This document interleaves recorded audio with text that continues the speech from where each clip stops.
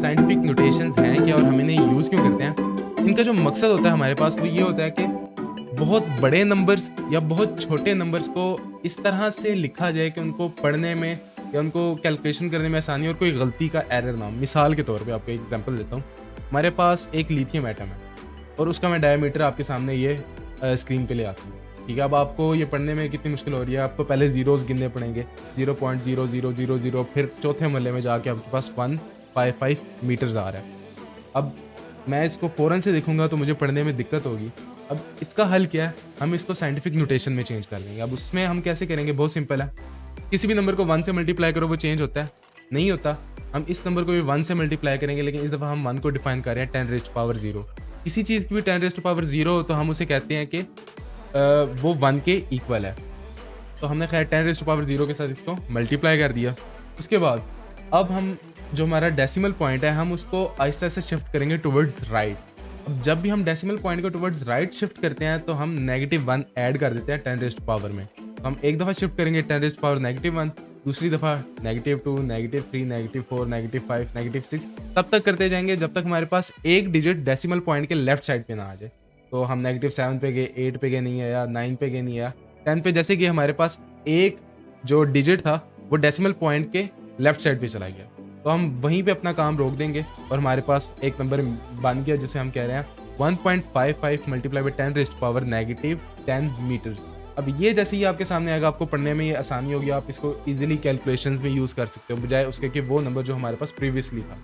अच्छा, मैंने एक चीज़ बताई कि हम टूवर्ड्स राइट मूव करेंगे तो -1 ऐड होगा, अगर हम टुवर्ड्स लेफ्ट मूव करेंगे तब क्या होगा, तब हम +1 ऐड करेंगे। मिसाल के तौर पे हम इसी इक्वेशन में पीछे की तरफ चलते हैं। तो अगर मैं डेसिमल पॉइंट को टुवर्ड्स लेफ्ट मूव कर रहा हूँ तो मेरे पास 1 ऐड होता जा रहा है। ऐसे ही अगर मैं टुवर्ड्स राइट मूव कर रहा हूँ तो मेरे पास -1 ऐड हो रहा है। ठीक हो गया? तो यही बात यहाँ पे भी लिखी है, if decimal points move right then 10 raise to power negative, यानी कि उसमें -1 ऐड होगा, और अगर हम टुवर्ड्स लेफ्ट मूव कर रहे होंगे तो उसमें +1 ऐड होगा। उसके बाद हम कुछ हमारे कॉमन नोटेशंस हैं, ठीक है, जिस तरह उनको हमने कुछ प्रीफिक्सेस में चेंज कर दिया। अब इन प्रीफिक्सेस को आपको याद करना आपके लिए ज़रूरी है। अब ये प्रीफिक्सेस हैं क्या? आपने एक कॉमन प्रीफिक्स देखा होगा जिसे हम कहते हैं कि इसकी मेमोरी 1 किलोबाइट है, फिर 1 मेगाबाइट है, फिर 1 गीगाबाइट है एंड 1 टेराबाइट। तो वो जो गीगा, मेगा, किलो ये प्रीफिक्सेस हैं। तो हम टोटल जो हमारी रेंज है प्रीफिक्सेस जो कॉमनली नोन है वो 10 रेज़ टू पावर -18 से शुरू होते हैं जिसे हम एटो कहते हैं, और वो आगे चलते जाते हैं हमारे पास एक्सा तक जो कि 10 रेज़ टू पावर +18 है। तो आपको तकरीबन ये सारे याद होंगे जो पॉजिटिव साइड पे है हमारे पास। मोस्टली आपको deci, deca, kilo, mega, giga, tera तक तो याद होंगे।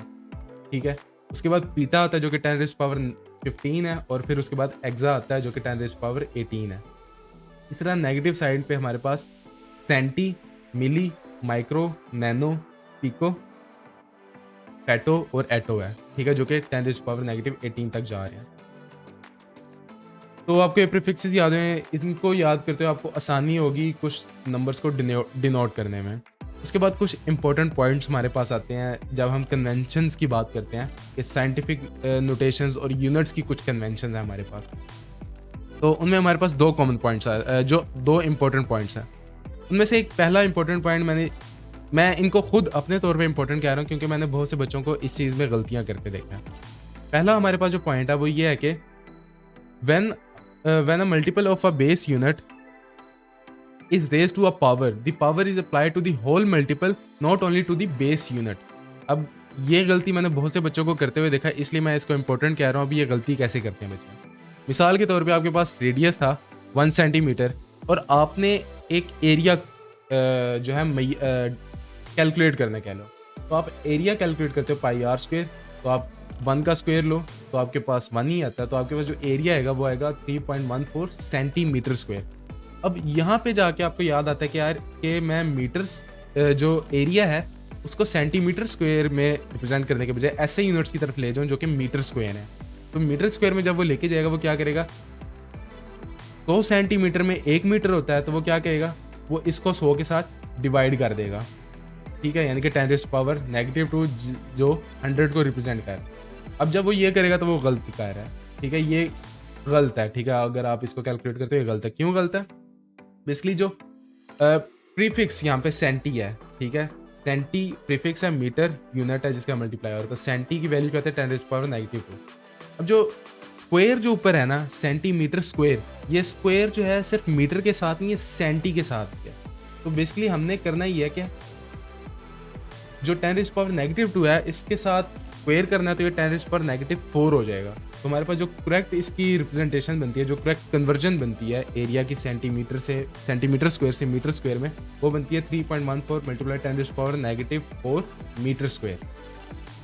उसके बाद दूसरी गलती जो कि मैंने लैब्स में बच्चों को करते देखा है, ठीक है। आप कोई भी एक्सपेरिमेंट कर रहे हो, मिसाल के तौर पे आप मेजर कर रहे हो, स्प्रिंग को आप एक्सटेंड कर रहे हो, उस पर फोर्सेस लगा रहे हो, वेट ऐड कर रहे हो, तो वो स्प्रिंग खींच रहा है।